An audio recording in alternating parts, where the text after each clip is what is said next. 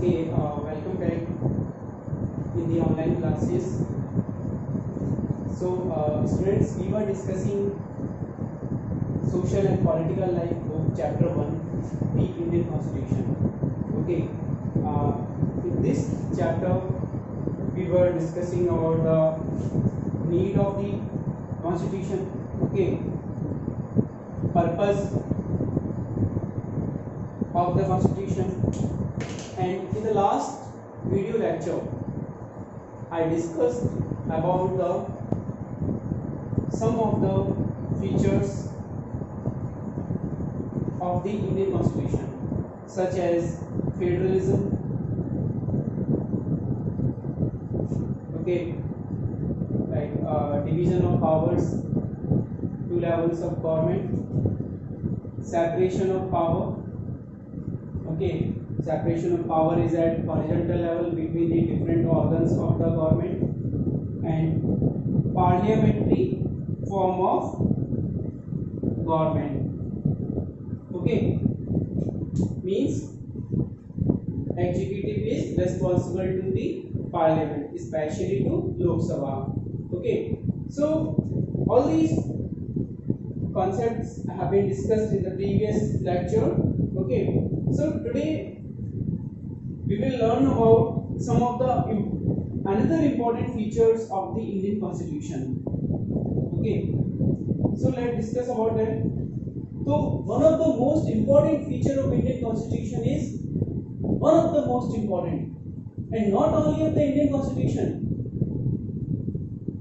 जितने भी कॉन्स्टिट्यूशन होते हैं उन सब का इम्पोर्टेंट फीचर है ये। क्या उसमें ये फीचर है या नहीं है? ये जो कॉन्सेप्ट है ये कॉन्स्टिट्यूशन को और कॉन्स्टिट्यूशन को बनाने वालों के बारे में बताता है कि बनाने वालों की जो विजन था वो कैसा था। Okay, this is fundamental rights. Okay, fundamental rights. तो फंडामेंटल राइट्स की कहानी हमें थोड़ी समझनी पड़ेगी कि आखिर क्यों हमें फंडामेंटल राइट्स अपनी कॉन्स्टिट्यूशन में चाहिए थे। एज यू नो कि ब्रिटिशर्स ने हमारे ऊपर मोर देन 150 इयर्स तक रूल किया, ठीक है। वो हमें कहीं आने जाने नहीं देते थे। हम उनके खिलाफ प्रोटेस्ट करें तो हमें मारते थे। ओके, किसी को भी उठा के जेलों में डाल देते थे। ओके, कोई कानून का राज नहीं था। At that point of time there was no rule of law. Okay, तो जो फ्रीडम फाइटर थे उनका ये मानना था कि भाई कुछ ऐसे रिटन रूल्स होने चाहिए जो हमारी सेफगार्ड कर सकें, हमें प्रोटेक्ट कर सकें, ठीक है। तो मैं आपको बता दूं कि जैसे जैसे हमारा जो फ्रीडम मूवमेंट चला, उस फ्रीडम मूवमेंट में हमने कई सारी चीजों की डिमांड करी। ओके, तो उसमें कुछ बेसिक डिमांड थी। ओके, अब जैसे अगर हम ह्यूमन बीइंग हैं तो हमें एक जगह से दूसरी जगह आने और जाने की अनुमति होनी चाहिए, ठीक है। हमें बोलने की अनुमति होनी चाहिए, हमें अपने आप को एक्सप्रेस करने की परमिशन होनी चाहिए, ठीक है। हम कोई भी जो बिजनेस है वो कर सकें, ठीक है, जिससे हम अपनी लाइवलीहुड को चला सकें। ओके, हम गवर्नमेंट को क्रिटिसाइज कर सकें, गवर्नमेंट के खिलाफ प्रोटेस्ट कर सकें। तो ये सारी चीजें ब्रिटिशर्स के अगेंस्ट हमारे पास नहीं थी। ओके, तो जो हमारे फ्रीडम फाइटर्स थे उन्होंने इनके लिए लड़ाइयां लड़ी, ठीक है। सिटीजन्स के पास कुछ इंपॉर्टेंट राइट्स हैं, ओके, जो जिनको हम फंडामेंटल राइट्स कह सकते हैं। ओके, और ये फंडामेंटल राइट्स जो हैं ये एक इंडिविजुअल को गारंटी देते हैं कि हर हाल में कानून के मुताबिक उसकी जिंदगी की और उसके डेवलपमेंट की प्रोटेक्शन की जाएगी। आर्बिट्रेरी वे में गवर्नमेंट जो है, स्टेट जो है, वो उसके खिलाफ एक्शन नहीं लेगा, ठीक है। तो ये चीज पता होनी चाहिए। और साथ ही साथ कई सारे जो ग्रुप्स थे जब हमारा कॉन्स्टिट्यूशन बन रहा था, ओके, तो उस दौरान भी कई सारी कमेटियां बनाई गई। उन कमेटियों ने भी कहा कि फंडामेंटल राइट्स जो है वो कॉन्स्टिट्यूशन में इंक्लूड होने चाहिए। ठीक है, तो कॉन्स्टिट्यूशन जो है सभी लोगों को इंडिया में, चाहे कोई भी रिलीजन हो, चाहे लोग मेजॉरिटी में हो, चाहे लोग माइनॉरिटी में हो, सभी को फंडामेंटल राइट्स देता है। ओके, ये फंडामेंटल राइट काफी ज्यादा इंपॉर्टेंट हैं। ओके, मैं आपको बताऊं कि फंडामेंटल राइट्स के बारे में डॉक्टर B.R. अम्बेडकर, ओके, जो कि ड्राफ्टिंग कमेटी के चेयरमैन भी थे, ओके, कॉन्स्टिट्यूशन में, उन्होंने फंडामेंटल राइट्स के बारे में ये कहा कि फंडामेंटल राइट्स देने का हमारा जो ऑब्जेक्टिव है वो टू फोल्ड है। ठीक है भाई, देखिए, अगर हम ये कहते हैं कि कोई सिटीजन है तो कहाँ का सिटीजन होगा? सिटीजन वो किसी देश का ही होगा, किसी कंट्री का सिटीजन होगा। अब जब वो किसी कंट्री का सिटीजन है तो उसके पास कुछ राइट्स होंगे। ओके, तो अब वो राइट्स होंगे तो वो राइट्स को क्लेम कैसे करें? फंडामेंटल राइट्स देने से सिटीजन जो है अपने राइट्स को क्लेम कर सकता है। ठीक है, और दूसरा ये है कि जो भी हमारे कंट्री के अंदर अथॉरिटी है, जो भी इंस्टीट्यूशंस हैं हमारे देश के अंदर, ओके, ये फंडामेंटल राइट्स उन सभी अथॉरिटीज के ऊपर इंप्लीमेंट होते हैं। ओके, जैसे पुलिस है, एक मैं अभी आपके साथ फंडामेंटल राइट डिस्कस करूंगा। एक फंडामेंटल राइट ये है कि इंसान की जो जिंदगी है वो कानून के अलावा किसी भी तरीके से नहीं ली जा सकती। ओके, इंसानी जिंदगी की हर हाल में रक्षा की जाएगी। तो जो पुलिस डिपार्टमेंट है उसका ये ड्यूटी है कि वो लोगों की रक्षा करे, ठीक है, पीपल्स को प्रोटेक्ट करे। ओके, और फंडामेंटल राइट्स के बारे में आपको थोड़ा सा बता देता हूँ कौन कौन से फंडामेंटल राइट्स हैं जो काफी इंपॉर्टेंट हैं। ओके, जो हमारे कॉन्स्टिट्यूशन में इंक्लूडेड है, और ये काफी इंपॉर्टेंट, आप इन्हें वन बाय वन देखते जाइए और इनको नोट डाउन भी करिए। ठीक है,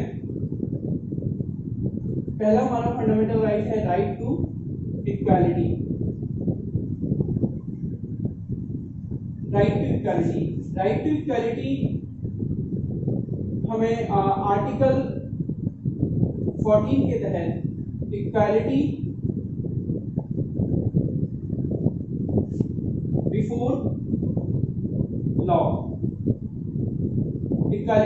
लॉ प्रोवाइड कराता है, और साथ ही साथ ये हमें equal protection of law provide कराता है। इक्वालिटी बिफोर लॉ का मतलब क्या है? इक्वालिटी बिफोर लॉ का मतलब है कि कानून के सामने हर व्यक्ति बराबर होगा, चाहे वो मैं हूं, चाहे वो आप हो, चाहे वो पीएम हो, चाहे वो प्रेसिडेंट ऑफ इंडिया हो। ओके, हर व्यक्ति जो है वो कानून के सामने बराबर होगा। ठीक है, इक्वल प्रोटेक्शन ऑफ लॉ क्या है? देखिए, दोनों में थोड़ा सा डिफरेंस है। इक्वालिटी बिफोर लॉ कि कानून के सामने हम सभी बराबर हैं। ठीक है, equal protection of law, equal protection of law का क्या मतलब है? इक्वल प्रोटेक्शन ऑफ लॉ का मतलब है कि अगर कोई इस हालत में है कि वो पुलिस तक नहीं पहुंच पाता है, जुडिशरी तक नहीं पहुंच पाता है, तो it is the responsibility and duty of the law authorities to protect that individual. Okay, उस इंडिविजुअल को बचाने की जिम्मेदारी कानून की है। अंडरस्टूड? जैसे आप देखते होंगे कि छोटे छोटे जो बच्चे होते हैं उनको बेच दिया जाता है। ओके, आप ये देखते होंगे कई लोगों पे अत्याचार होता है, तो कानून, जो पुलिस है, ओके, जो हमारी जुडिशरी है, वो खुद अपने आप आते हैं और उनके खिलाफ एक्शन लेने के लिए कहते हैं। तो this is equal protection of law. Okay, next आगे चलते हैं। आर्टिकल 15। ओके, आर्टिकल 15 क्या कहता है? आर्टिकल 15 ये कहता है नो डिस्क्रिमिनेशन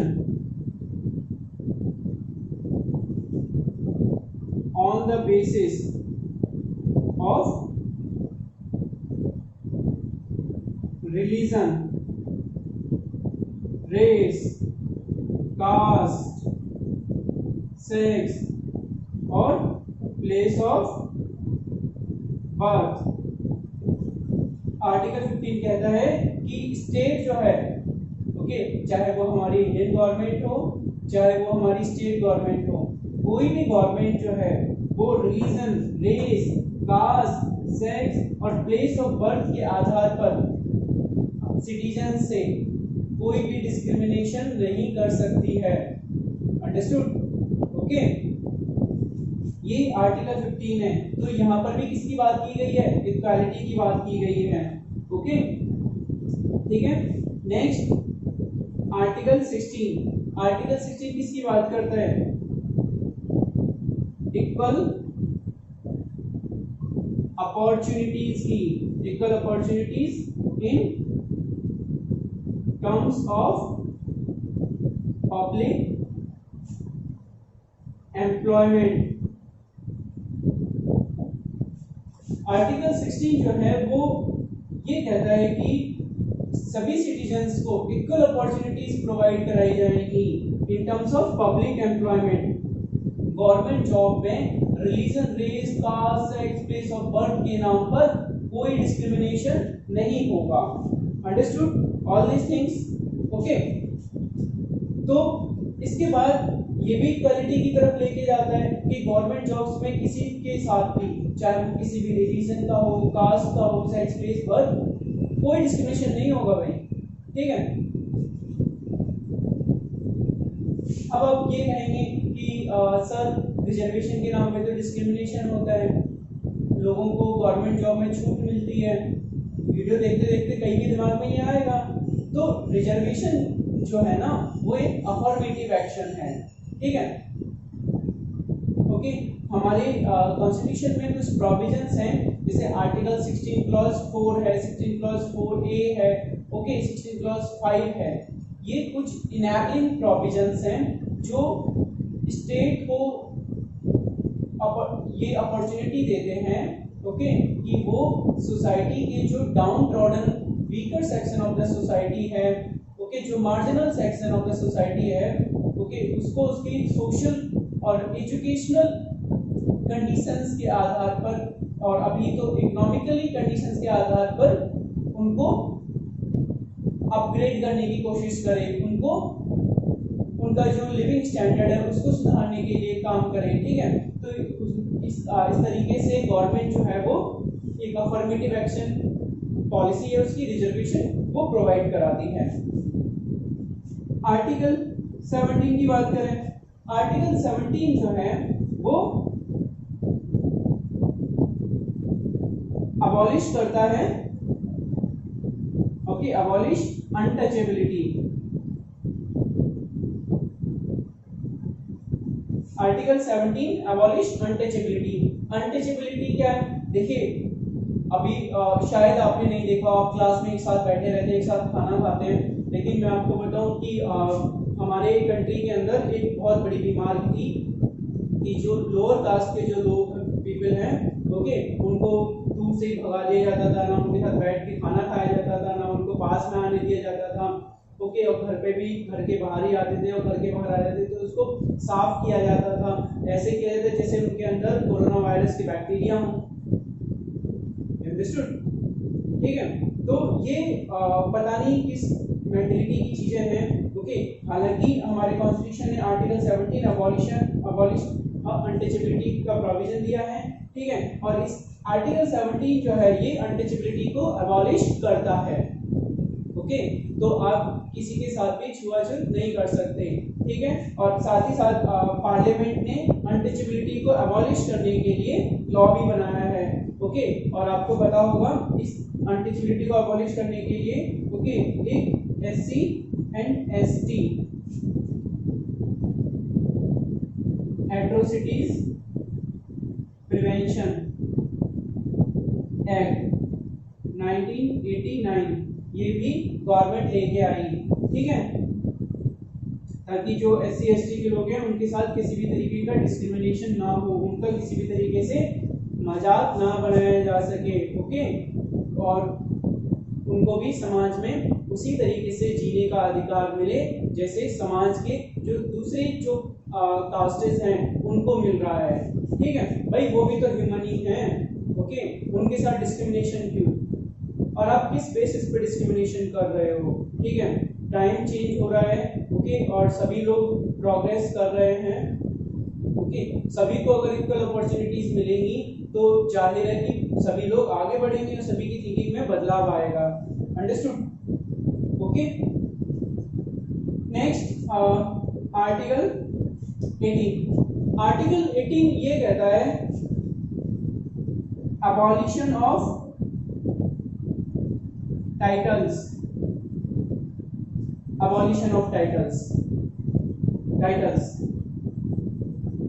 ये क्या नई चीज है अबॉलिशन ऑफ टाइटल्स का अबॉलिशन कहने का मतलब ये है कि पहले के टाइम पे जो कुछ लोग होते थे उनको राय बहादुर फलां फलां फलां, ओके, दीवान सिंह फलां फलां फलां, उनके नाम के आगे टाइटल होते थे, महाराजा दिस दैट, ओके, तो भाई एक के नाम के आगे आप राजा लगा रहे हो, महाराजा लगा रहे हो, राय लगा रहे हो, ठीक है, इससे क्या प्रूव होता है कि अब सोसाइटी के अंदर जो तब के राजा महाराजा थे, ओके, तब की सरकारें थी, ओके, आजादी से पहले की, तो वो लोगों के साथ डिस्क्रिमिनेशन कर रही है टाइटल देकर। ये टाइटल उनके क्यों मिल रहा है? उनके जन्म की बदौलत, ठीक है, उन्होंने एक ऐसे कुल में जन्म लिया है जहां से राजा महाराजा या राय बहादुर या दीवान, ओके, इनकी पीढ़ियां निकल रही हैं, दूसरों ने नहीं लिया। जन्म के आधार पे किसी के साथ डिस्क्रिमिनेशन करना, कोई टाइटल देना, कोई ये कोई अच्छी बात थोड़ी है, ये तो कहीं से भी लॉजिकल नहीं है, रैशनल नहीं है। तो आर्टिकल 18 के तहत टाइटल्स को अबॉलिश किया गया, ये भी इक्वालिटी वाला कदम है। बट आपने देखा होगा कुछ लोग डॉक्टर तो नहीं होते बट उनके नाम के आगे डॉक्टर लगा रहता है, ठीक है, आर्म्ड फोर्सेस में लोग होते हैं, उनके नाम के आगे उनके नाम के आगे टाइटल लगा होता है।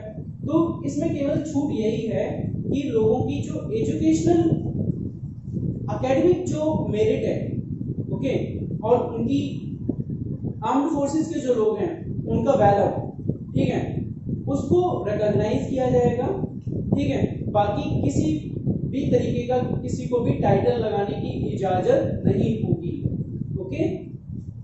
सो this is about right to equality, okay. अब नेक्स्ट फंडामेंटल राइट पे चलते हैं, okay. Right to freedom, okay, right to freedom में मैं आपको बता दूं, ये इस राइट में, ओके,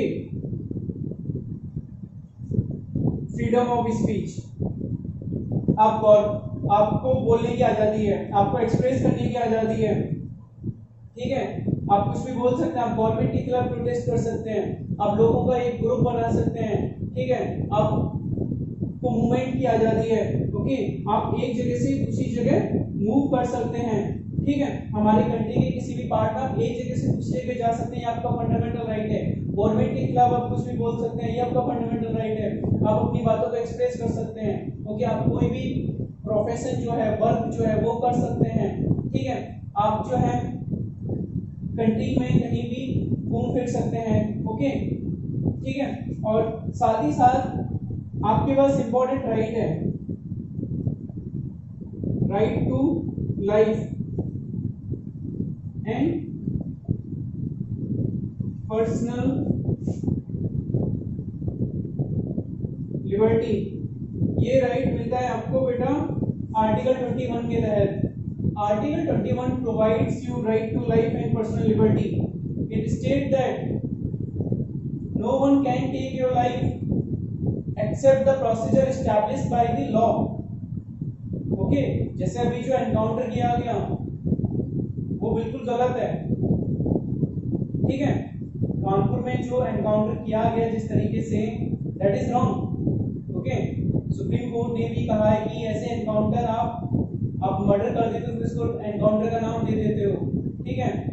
तो ये कहीं ना कहीं जो सिस्टम के अंदर लोग हैं उनका फेलियर है, कहीं ना कहीं ये जुडिशरी का भी फेलियर है कि वो लोगों को क्यों आके क्रिमिनल्स बच जाते हैं और फिर वो जाके बाहर क्राइम करते हैं और फिर आप उन्हें मार देते हो। तो जुडिशरी का तो कोई मतलब ही नहीं है ना, जब पुलिस वाले ही सब कुछ अपने आप कर रहे हैं। तो यू अंडरस्टूड, ओके। तो राइट टू लाइफ का मतलब है अगर किसी को भी किडनैप कर लिया जाए तो पुलिस की ड्यूटी है कि उसे ढूंढे, ठीक है। कानून के अलावा कोई भी किसी की जान नहीं ले सकता। अगर किसी की जान ली जाएगी तो वो जैसा लॉ में बताया गया होगा वैसे ली जाएगी, अदरवाइज कोई किसी की जान नहीं ले सकता, उसके खिलाफ केस होगा, ठीक है। आपने देखा होगा मार्च 21 या 22 में निर्भया के जो एक्यूज थे, ओके, निर्भया के जो एक्यूज थे उनको फांसी की सजा दी गई। उनको शूट आउट तो नहीं किया गया ना, उनको फांसी की सजा दी गई। फांसी का प्रोविजन हमारे जो हमारा लॉ है उसमें दे रखा है, ठीक है। तो उनका जो आर्टिकल 21 है राइट टू लाइफ खत्म किया गया किसके जरिए? Procedure established by the law, okay. So this is right to freedom. आपकी फ्रीडम पर, आपकी लिबर्टी पर कोई रोक नहीं लगा सकता, okay, except the procedure established by the law, okay. Next fundamental right की बात करते हैं, ओके। नेक्स्ट हमारा फंडामेंटल राइट है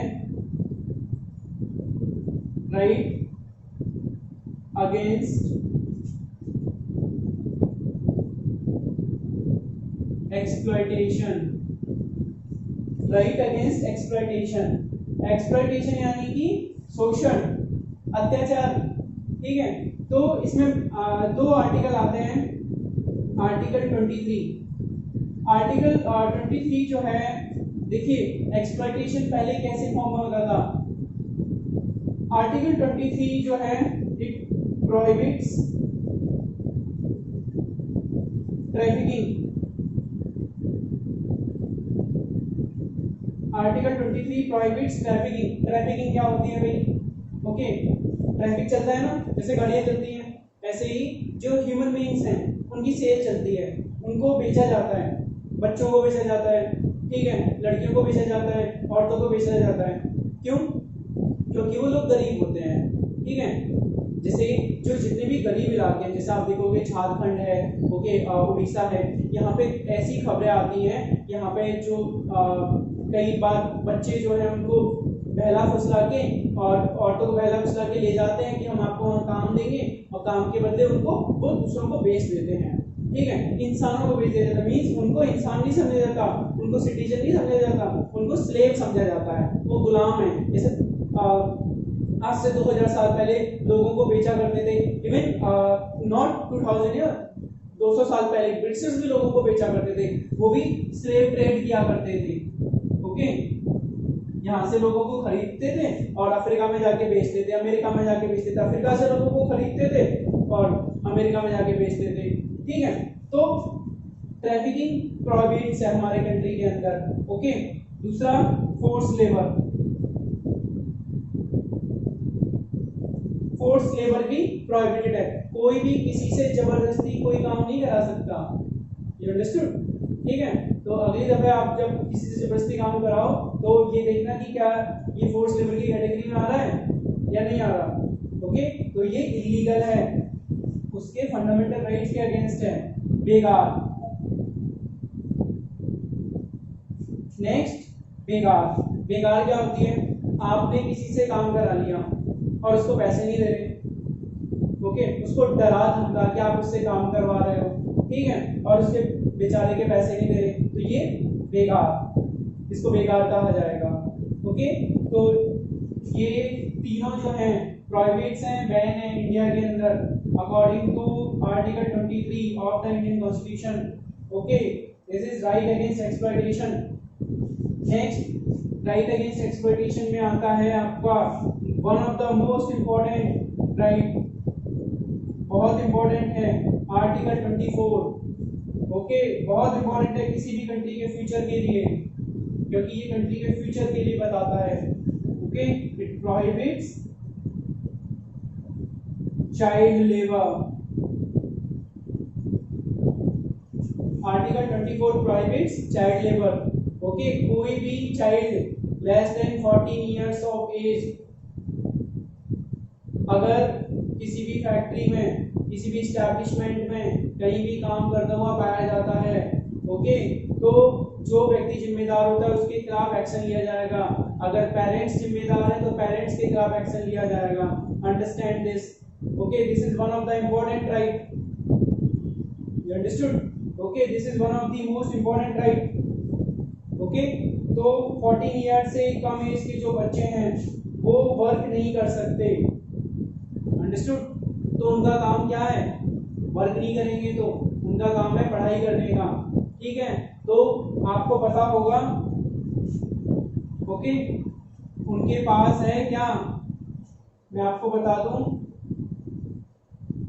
right to free and compulsory education. Right to free and compulsory education, ये उनका फंडामेंटल राइट है बच्चों का। Under which article? Article 21A। Article 21A के तहत 6 to 14 इयर्स के जो बच्चे हैं उनके पास right to free and compulsory education. Okay, ये उनका फंडामेंटल राइट है। तो एक तरफ आपने चाइल्ड लेबर को बैन किया, दूसरी तरफ आप वो एजुकेशन में आए, तो इसके लिए आपने उनको फंडामेंटल राइट दिया, राइट टू एजुकेशन का। ओके, अब ऐसा देखा जाता है कि कुछ लोग गरीब होते हैं, उनके पास खाने को नहीं होता है, तो उनके लिए गवर्नमेंट ने, क्योंकि भूखे पेट ना हो पाए भजन गोपाला, ठीक है, भूखे पेट तो भगवान का भी भजन नहीं कर पाते, तो ये तो खान पढ़ने की बात है, बिना खाए पिए कैसे करेंगे, है ना भाई? ठीक है, तो गवर्नमेंट उनके लिए मिड डे मील प्रोग्राम लेके आई। ठीक है, उनको लंच में खाना दिया जाता है गवर्नमेंट की तरफ से। अंडरस्टूड? ठीक है, fine. Okay, next fundamental right पे चलते हैं। नेक्स्ट फंडामेंटल राइट है हमारा right to freedom of religion. बहुत इंपॉर्टेंट राइट है हमारे देश के अंदर। Okay, right to freedom of religion का मतलब क्या है? ये राइट कहता है कि सभी को रिलीजियस फ्रीडम है, सभी को रिलीजियस फ्रीडम है। ओके, रिलीजियस फ्रीडम का मतलब क्या है कि कोई भी व्यक्ति किसी भी धर्म को मान सकता है, उसकी पूजा कर सकता है, उसको फैला सकता है, प्रैक्टिस कर सकता है, प्रोफेस कर सकता है, प्रोपेगेट कर सकता है, जिस भी रिलीजन को चाहे उसको। ओके, और चाहे वो मूर्ति पूजा करे, चाहे वो पूजा ना करे, चाहे वो किसी भी फॉर्म में माने। You understood? और वो हमारा कॉन्स्टिट्यूशन सिटीजन्स ऑफ इंडिया के सिटीजन्स, इंडियन सिटीजन्स को आस्तिक और नास्तिक दोनों बनने की आजादी देता है। आप चाहे तो थीस्ट बन सकते हैं, चाहे तो अथीस्ट बन सकते हैं। Okay, it depends on you and your choice. Okay, आप चाहे मंदिर खोल सकते हैं, मस्जिद खोल सकते हैं, गुरुद्वारा खोल सकते हैं। Okay, next right cultural and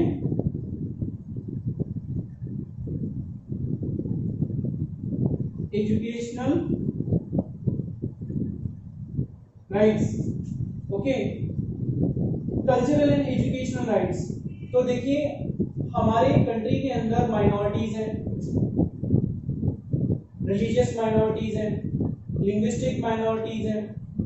अब ये माइनॉरिटी काफी कम है। माइनॉरिटी को कहा जाता है जो नंबर्स में कम होते हैं, चाहे वो लैंग्वेज के आधार पर हो, चाहे वो रिलीजन के आधार पर हो। ओके, अब ये जो माइनॉरिटीज हैं, ओके, इनको अपना जो कल्चर है, इनकी जो लैंग्वेज है, और लैंग्वेज जिस स्क्रिप्ट में लिखी जाती है वो उसको प्रिजर्व करने का राइट है। ठीक है, कॉन्स्टिट्यूशन माइनॉरिटीज को अपने कल्चर को, उनकी लैंग्वेज को, और लैंग्वेज जिसमें लिखी जाती है स्क्रिप्ट, ओके, जैसे मैं अभी बोल रहा हूँ ये हिंदी है, लेकिन हिंदी में क्या लिखूंगा, बोल रहा हूँ, ये स्क्रिप्ट है, लिपि देवनागरी, ठीक है। तो कल्चर, लैंग्वेज और स्क्रिप्ट को प्रोटेक्ट करने का राइट देता है। कैसे प्रोटेक्ट करेंगे भाई, स्क्रिप्ट और लैंग्वेज लिखते कहाँ हैं, मोस्टली तो स्कूलों में लिखते हैं, स्कूलों से बचाया जा सकता है, लैंग्वेज बोली जाती है। तो क्या करते हैं कि इनको कल्चरल और एजुकेशनल राइट्स के जरिए ये अपने जो एजुकेशनल इंस्टीट्यूट्स हैं वो ओपन कर सकते हैं।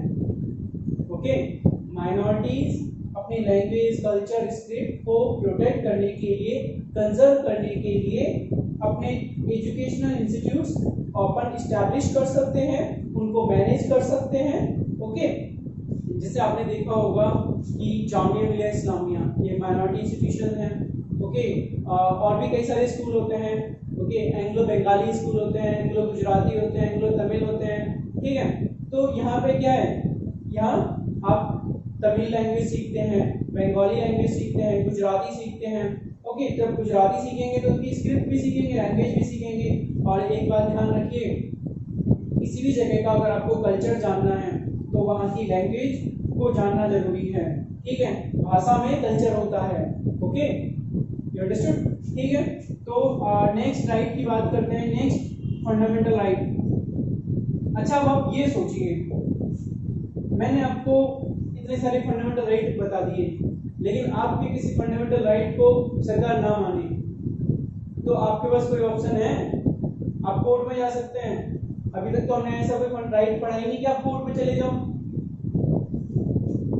तो एक सेफ्टी वॉल्व भी तो होना चाहिए कि आपको बचाया जा सके, ये भी है हमारे पास, ठीक है।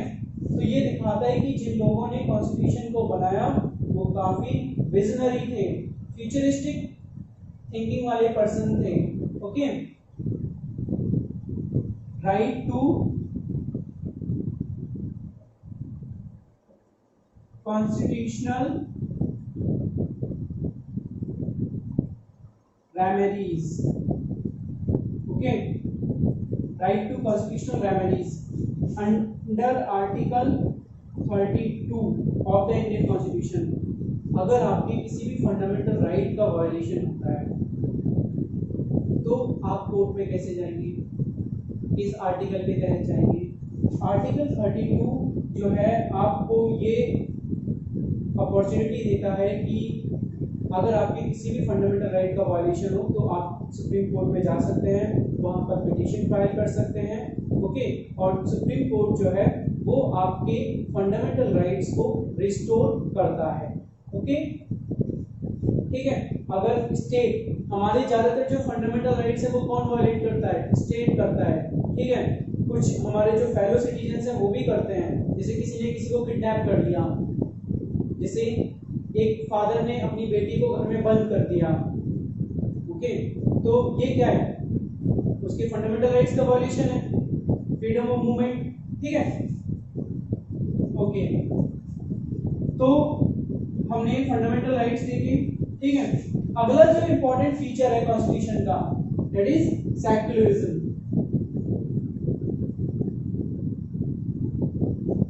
ओके, ये हमारा नेक्स्ट फीचर है फंडामेंटल राइट के बाद, सेक्युलरिज्म।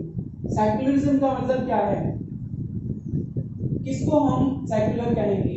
जनरली अगर हम सेक्युलरिज्म की बात करते हैं तो हम स्टेट के टर्म्स में बात करते हैं, ठीक है, कि कोई स्टेट, जैसे इंडिया है, इंडिया एक स्टेट है, ठीक है, क्योंकि इंडिया एक सॉवरेन पॉलिटिकल एंटिटी है, तो इंडिया एक स्टेट है, ठीक है। तो सेक्युलरिज्म की मतलब कहने का बात क्या है कि कोई कंट्री सेक्युलर है या नहीं है। सेक्युलरिज्म का मतलब है, अगर जैसे हम इंडिया बोलते हैं इंडिया सेक्युलर कंट्री है, it means that there is no official religion of India. Okay, no official religion of state. Okay, secularism means no official religion of state, state का कोई भी ऑफिशियल रिलीजन नहीं होगा, ठीक है। और इसके बारे में, सेक्युलरिज्म के बारे में मैं आपको बताऊंगा नेक्स्ट चैप्टर में, ठीक है। जो हमारा नेक्स्ट चैप्टर स्टार्ट होगा ओके, उसका नाम ही सेक्युलरिज्म है, ठीक है। तो उसमें हम इसके बारे में पढ़ेंगे। ओके, तो अब मैं आपको बताता हूँ कि इस चैप्टर में हमने अभी तक क्या क्या डिस्कस कर लिया। ओके, ये चैप्टर आपका यहाँ सेक्युलरिज्म पे खत्म हो जाता है। No official religion of state, state का कोई भी ऑफिशियल रिलीजन नहीं होगा।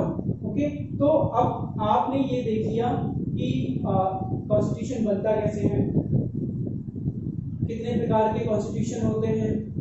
ओके, और कॉन्स्टिट्यूशन जो है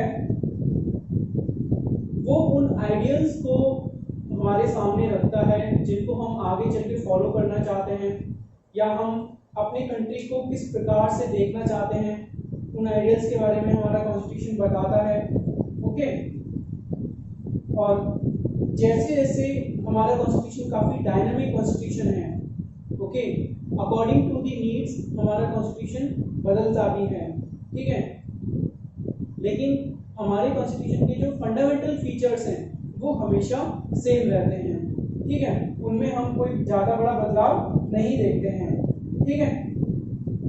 ओके, तो फंडामेंटल राइट्स भी आपने पढ़े, सेक्युलरिज्म के बारे में आपने जाना, पार्लियामेंट्री फॉर्म ऑफ गवर्नमेंट के बारे में आपने जाना, फेडरलिज्म के बारे में आपने जाना, सेपरेशन ऑफ पावर। ओके, तो ये कुछ इंपॉर्टेंट फीचर्स हैं। हालांकि काफी सारे फीचर्स हैं कॉन्स्टिट्यूशन के, जैसे कुछ directive principles of state policies हैं। ओके, फंडामेंटल राइट्स हैं, जैसे स्टेट के ऊपर ये राइट्स अप्लाई होते हैं, ऐसे ही सिटीजन्स के ऊपर भी कुछ ड्यूटीज हैं। ओके, फंडामेंटल ड्यूटीज हैं।